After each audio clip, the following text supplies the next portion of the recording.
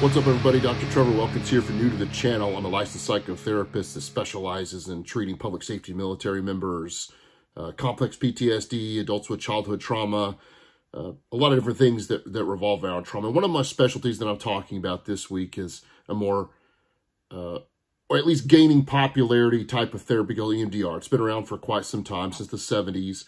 It's been gaining a lot of popularity recently, in my opinion, because as we continue in a very long war, the longest we've seen, in many of the current generations, we've had to get better about treating trauma. We've got more people coming back from things like military deployments, joining things like public safety. We had to up our game a little bit. So I'll read you a quick excerpt from a Lieutenant Colonel, Hal Moore, back in August of 1965. It has a lot to do with this military mindset from one of my favorite EMDR books.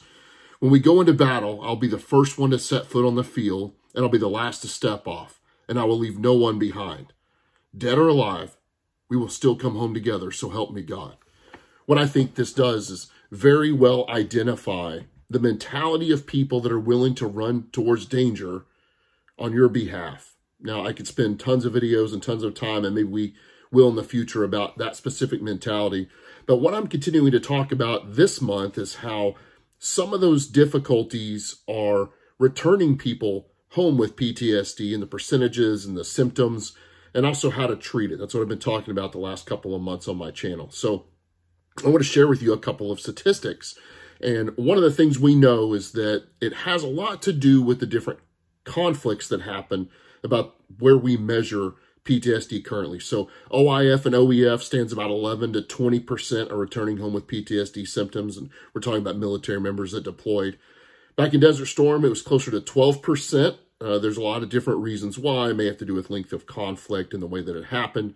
But when you look at the Vietnam era, Vietnam War, what they believe is that statistics show that about 30% would return home with PTSD symptoms sometime in their life. That may also have to do with the longevity and the way we've been able to measure that, as those individuals are getting a bit older than OIF and OEF individuals who, we're a little more able to access right now, maybe, and don't have quite the longevity from returning from war like the Vietnam folks did. I think there's a couple different discussions to be had, but here's what that looks like and what actually causes those things like PTSD symptoms. Now, obviously, when you see very difficult traumatic things, the post-traumatic part of PTSD kind of gives away itself. But I think there's more to it than people actually realize. So yes, things like combat. I've written a couple of notes. So as you know from my previous videos, I want to look away from the camera shortly and get it correctly. But exposure to combat and life-threatening situations. This is the one that I think comes to mind for most people when they first think of combat-related PTSD or public safety or even just serving and deploying. So seeing things that your brain is not typically supposed to see. Now, I think most people, at least most people that I talk to in my office or online every day, have seen very difficult things, whether it be 1 or 2 or 800, like some public safety and military members. But the exposure to those actual life-threatening things will actually change the neurology of the brain and leave some of those things stuck, leave some of those traumas stuck. In previous videos, if you were new here, I talked about how that actual neurology changes, what's going on in the brain, how some of the chemicals change, and things we know from brain scans and further research are going on. But one a lot of people don't think about is that moral injury. Some people in these professions, like military, have to do things that they were originally taught were against their own moral code. Now, again, we could probably do tons of videos about this. I have friends and people in my own office that have done dissertations and research on moral injury, just that alone, and how important it is and how much it affects people. But at a minimum, you're having to do things that originally you thought were against your moral code. Even if you knew you had to do them to save your life, save the life of another, that it was for the right thing, it was still against your moral code. Now, I will never say that makes you a bad person or even an unmoral person. We can unpack that later. But what I do know is it returns you home to an environment in which you learned it was immoral, and now you have to deal with that. And some people do okay with it. Some people know what they had to do was against that moral code, but it saved the life of themselves or others. And even the folks that struggle sometimes with moral injury know they had to do it for the right reasons, but it still is something they have to think about later. I myself have been involved in some critical incidences that involved the life of other people during my public safety time. And while I know that those were caused by their decision, I also know that it changed that family forever. Whether that person was ostracized from the family, whether that person was always had some issues, and it didn't matter to me. That still changed the makeup of that family with the loss of a life. Another thing is the loss of comrades.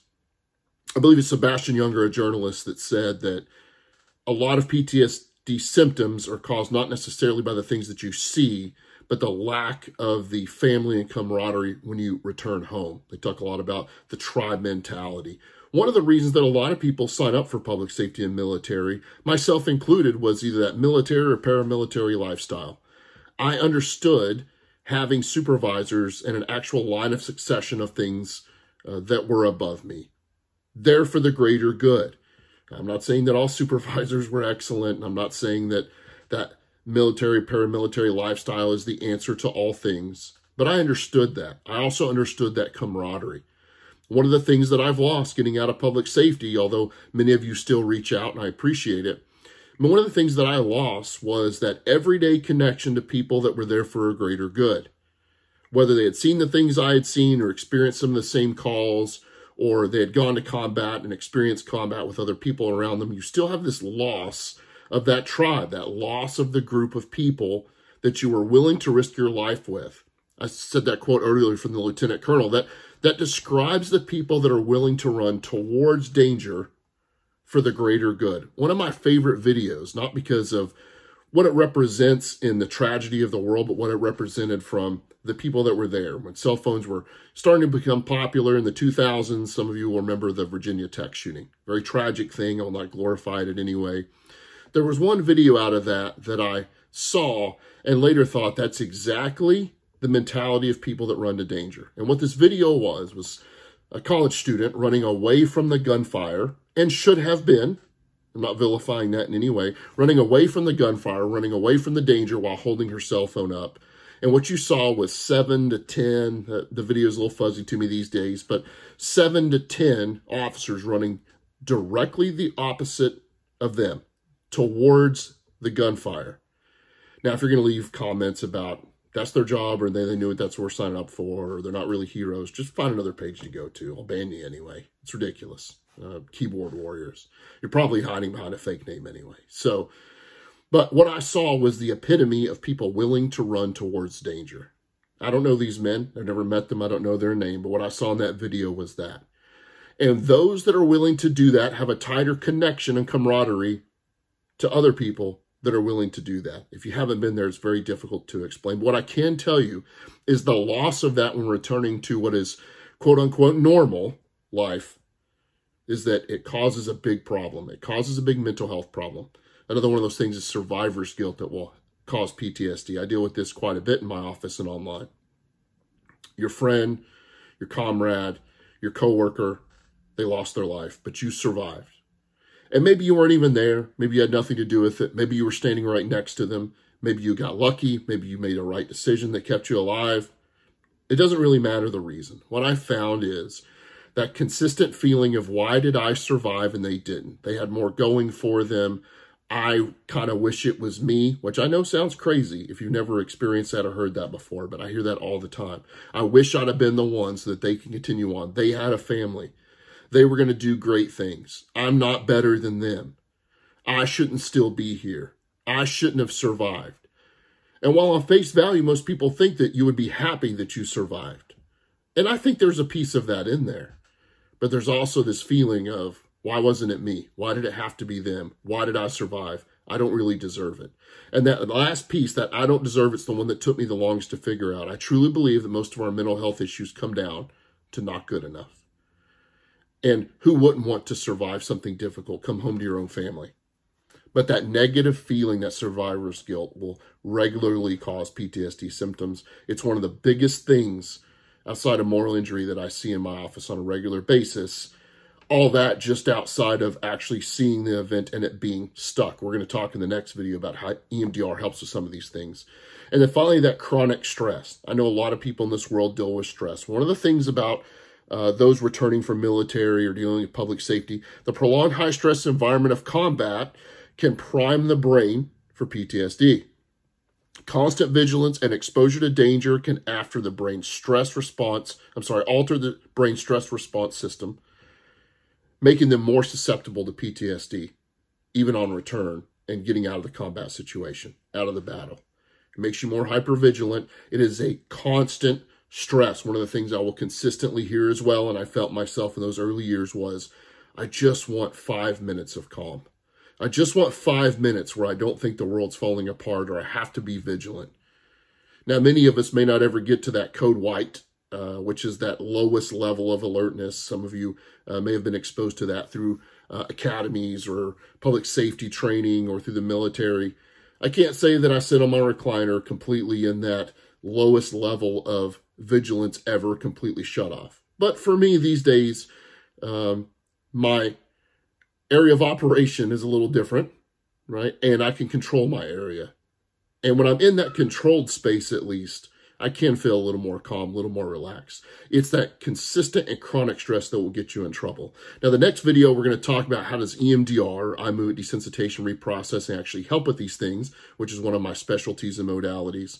But I wanted to first give you an idea of what specifically, now that we've already talked about the neurology of it all, what specifically is causing problems among maybe combat military veterans or deployed military veterans, those that have served for a short time, a long time, public safety members. This is what gets us in trouble with PTSD symptoms. If you need help with that, please look me up on my websites, theangryvikingtherapist.com, like here on the screen. I can be reached through all different kinds of things like Instagram. Just go to my website and it lists some of those. In fact, it gives you a direct link to message me. Even if I'm not the person to help you, I will gladly guide you towards somebody that is. So please reach out if that's something that you need help with, if some of this is really hitting home and you know that you're struggling with this. I also know that I'm supposed to, according to my media person, ask you to hit the like button, leave me a message, and subscribe. I hate doing that. It feels like pandering. I won't do it on every video, but it does help with getting this in front of people and helping the people that you want to help. At a minimum, please share this with somebody else you think might be dealing with the same thing or needs the explanation about it.